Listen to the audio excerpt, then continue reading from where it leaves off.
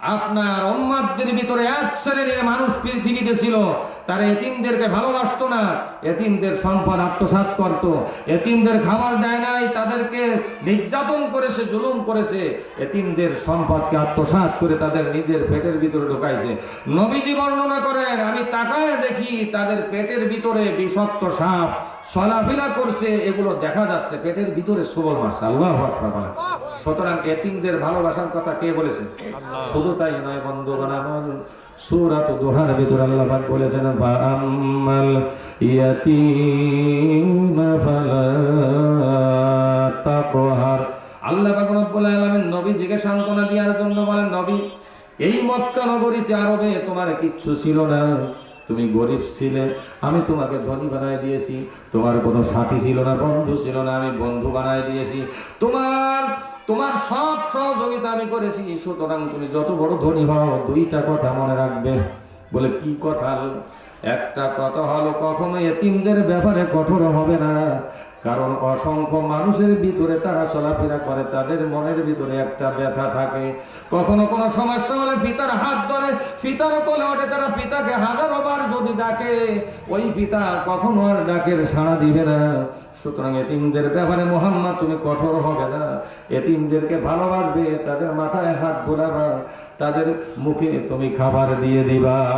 কথাকার দ্বিতীয় নাম্বার সূরা দুহার শেষ নাম্বার আয়াত আল্লাহ পাক বলেছেন, ওয়া আম্মাস সাইলা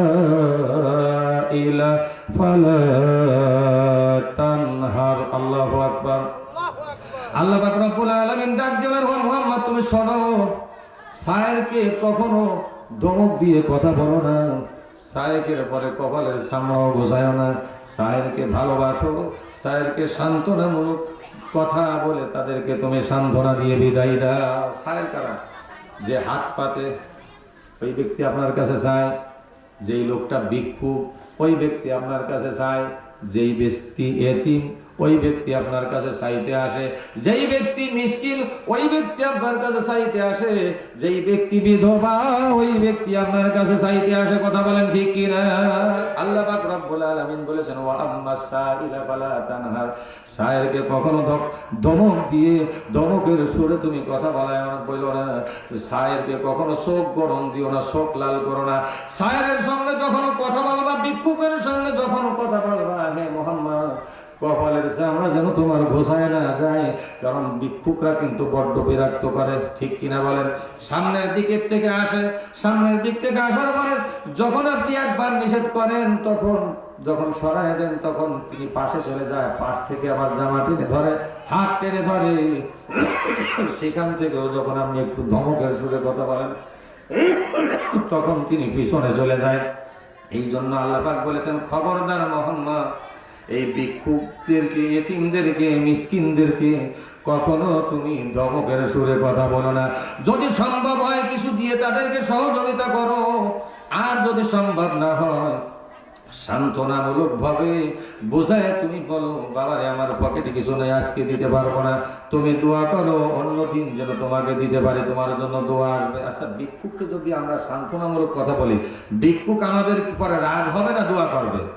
পৃথিবীর কিছুই যদি মঞ্জুর না হয়, আমি আল্লাহর কসম করে বললাম, ভিক্ষুক যদি আপনার পরে খুশি হয়ে যায়, ওই ভিক্ষুক যদি মহান রবের দরবারে মোনাজাত করে আর দোয়া করে আর শুকর করে না, আলহামদুলিল্লাহ বলে, আল্লাহ পাক ওই ভিক্ষুকের দোয়া কিন্তু ফেরত দেয় না, কবুল হয়ে যায়।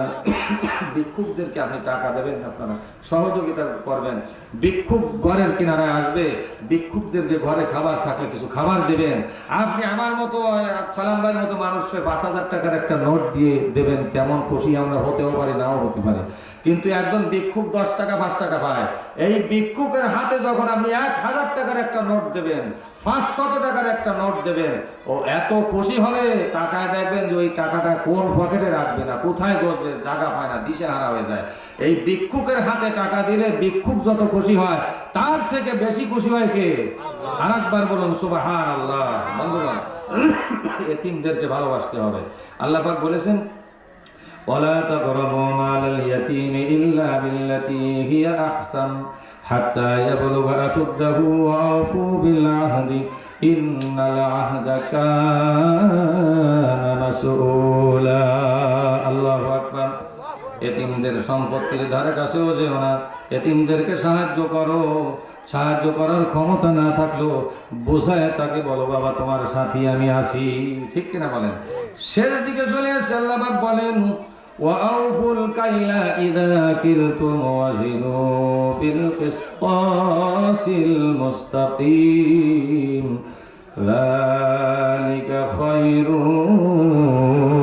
وأحسن تأويلا الله أكبر আল্লাহ পাক বলেন খুব গুরুত্বপূর্ণ একটা কথা আমি ব্যবসায়ী ভাইদের জন্য একটা কথা কোরআন থেকে বলে যাই ইনশাআল্লাহ সকলে বলুন ইনশাআল্লাহ আল্লাহ পাক বলেন যারা ব্যবসা বাণিজ্য করে তারা এই কাজটা বেশি করে মেপে যখন তোমরা দিবা খবরদার তোমরা ওজনে কম দিবে না যখন তোমরা দাড়ি পাল্লায় ওজন করবে মেরাজের শিক্ষা কয়টি 14টি আরেকবার বলেন আলহামদুলিল্লাহ 14টি শিক্ষা আল্লাহ তাআলা মেরাজের শিক্ষা এখানে আল্লাহ পাক কোরআনের ভিতরে সূরা বনী ইসরাঈলের 23 থেকে 37 পর্যন্ত যাবেন ইনশাআল্লাহ পেয়ে যাবেন সকলে বলেন ইনশাআল্লাহ আল্লাহ পাক বলছেন যখন তোমরা ওজন করে দিবা কাউকে কিছু মেপে দিবে খবরদার সতর্কতা অবলম্বন করবে কখনো ওজনে কম দেওয়া যাবে না যাবে আল্লাহ পাক বলেছেন কি শোনেন আল্লাহ পাক বলেছেন যে ওজনে কম দেবা না এই কারণে অসৎ ব্যবসায়ী যারা তারা সব সময় মনে করে যতটুকু কম দেওয়া যায় বাগদা চিংড়ির ভিতরে ফুস করে না করে আমি কিন্তু নিজে চোখে দেখেছি আমি কারো কথা বলবো না এরপরে আমি শুনেছি লোহাও নাকি ঢুকায় পানি ঢুকায় এই তো বাস্তবতা আমাদের তা আল্লাহ পাক 1400 বছর আগে এটা কোরআনের ভিতরে বলে দিয়েছে সুবহানাল্লাহ বলবেন না আল্লাহ তাআলা বলেছেন মেপে দেওয়ার সময় তোমরা কম দিও না এটা একটা ফাঁকিবাজি কিনা এই ব্যবসাকে হালাল ব্যবসা হয় না হারাম ব্যবসা হয় হারাম ব্যবসায় বরকত বেশি না হালাল ব্যবসায় বরকত বেশি আল্লাহ পাক কোরআনের সব পাতের ভিতরে বলেছেন সূরা অনেক জায়গায় আল্লাহ পাক বলেছেন হালাল ব্যবসা যদি কোনো ইমানদার শুরু করে দুনিয়ার মানুষ দেখে ব্যবসা কম হয় কিন্তু কম ব্যবসার ভিতরে আমি আল্লাহ বরকত এমন বরকত দান করি যে তার সাথে ব্যবসা বাণিজ্য করে কেউ টিকতে পারে না সুবহানাল্লাহ বলেন আল্লাহ পাক যদি আমার ব্যবসায় যদি সাহায্য করে তা চোরের ব্যবসা আর একটা সৎ লোকের ব্যবসা এক হবে কখনো সুতরাং ওজনে কম দেওয়া যাবে না যারা ওজনে কম দেবে তারা কি আসলে আল্লাহর মুমিন বান্দা হতে পারবে মুমিন বান্দি হতে পারবে যারা সঠিক ওজন দেবে ওরাই ঈমানদার তারাই কাল কিয়ামতের মাঠে বিনা হিসাবে আল্লাহর জান্নাতে হাসতে হাসতে ঢুকে যাবে সুবহানাল্লাহ বলেন আল্লাহ পাক বলেছেন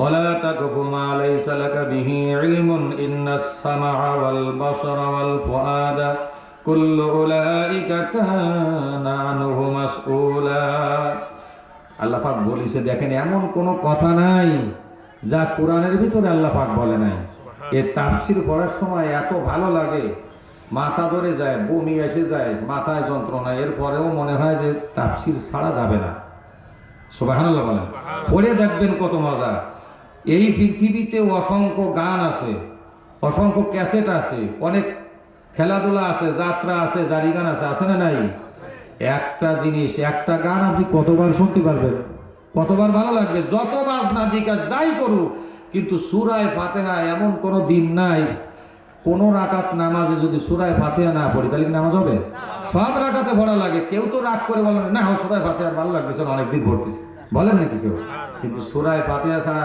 নামাজ হয় না সূরায়ে ফাতিহা এক একজন পড়তে লাগলে এক এক রকম লাগে আমাদের এই বেলাল ভাই আজকে অনেক সুন্দর করে তিলাওয়াত করেছে কি করেছে না ভালো লাগেছে না আমাদের ফরিদ ভাই অনেক সুন্দর তিলাওয়াত করে কণ্ঠ ভালো সালাম ভাই করে আমি করি এক একজনের তিলাওয়াতে এক এক রকম মধু সুবহানাল্লাহি বিহামদিহি সুবহানাল্লাহিল আযীম সুতরাং আল্লাহ পাক বলেছেন শুনেন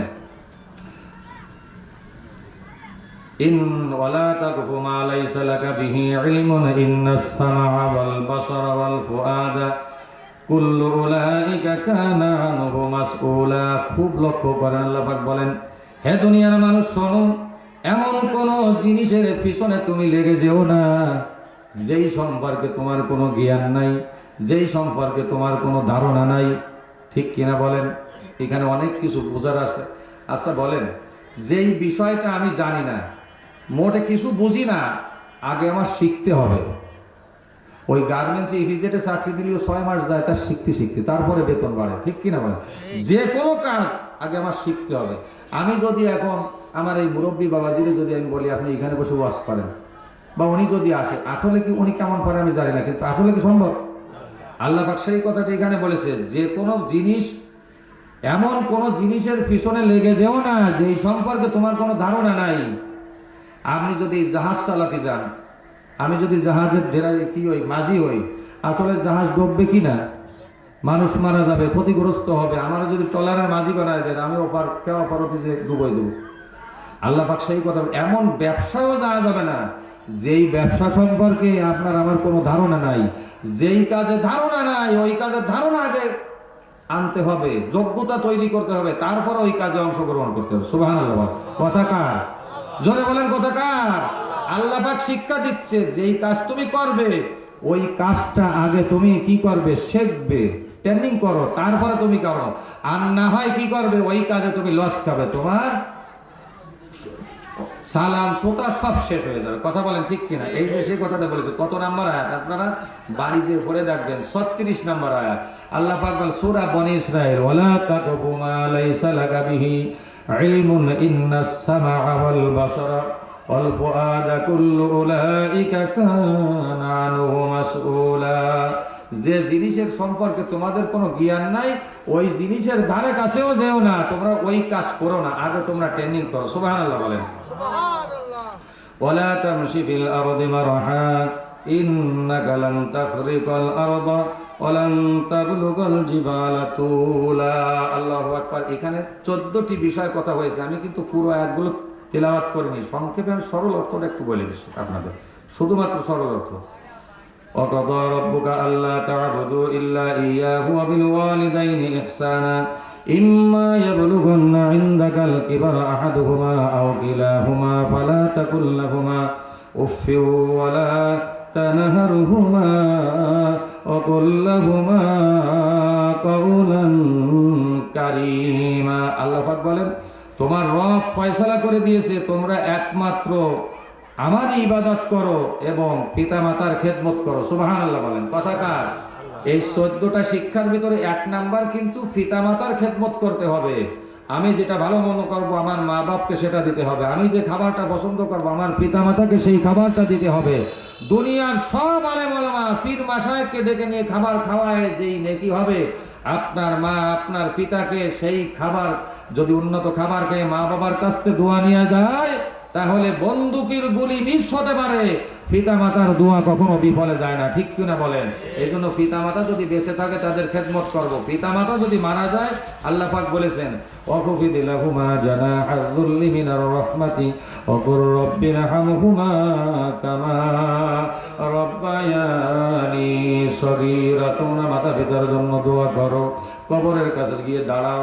শুনে রাখো মুসলমান, কোন মাতা পিতা যখন কবরের ভিতরে চলে যায় আর কলিজার টুকরা সন্তান যদি কবরের কাছে গিয়ে সালাম দিয়ে সূরা ফাতিহা, সূরা ইখলাস, তাকাসুর, সূরা ইয়াসিন, দুরূদ ইব্রাহিম পড়ে যদি আর ওই কবরের পাশে গিয়ে যদি দাঁড়িয়ে হাত তুলে আর বলে রব্বিরহামহুমা কামা রাব্বায়ানি সগীরা, সন্তানের চোখের পানি নাকের ডগায় আসার পূর্বেই মহান রব্বুল আলামিন পিতামাতার কবরগুলো আল্লাহ জান্নাতের বাগান করে দিতে পারে। ধরে বলেন সুবহানাল্লাহ।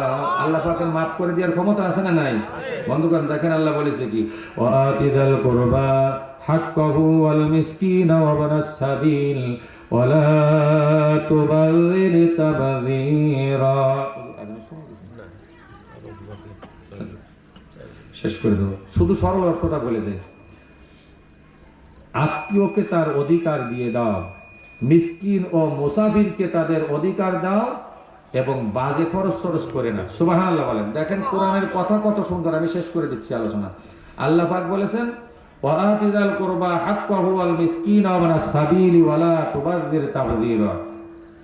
আত্মীয়কে তার অধিকার দাও, মিসকিনকে খাবার দাও এবং মুসাফিরকে তাদেরকে সহযোগিতা করো। কথা কার? আচ্ছা, এবার আপনাদের কাছে জিজ্ঞেস করি, আমরা কি আত্মীয়র অধিকার ঠিক মতো দিই? আপনার আপন বোন না খেয়ে আসে না? আমার আপন বোন না খেয়ে আসে না? আমার ভাগ্নে ভাগ্নি সমস্যায় আসে না? আমার ভগ্নিপতি অসুস্থ, তাকে ডাক্তার, আমার সমর্থ থাকলে ডাক্তার দেখানোর প্রয়োজন আমার আসে না নাই? কিন্তু আসলে কি ঠিক মতো করি?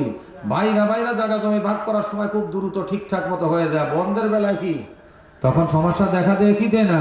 আল্লাহ পাক এটা নিষেধ করেছে যে আত্মীয় স্বজন, ভাইপো ভাইজি, ভাই বোন, আপনজন, প্রতিবেশী, তাদের হক তাদেরকে কি করো?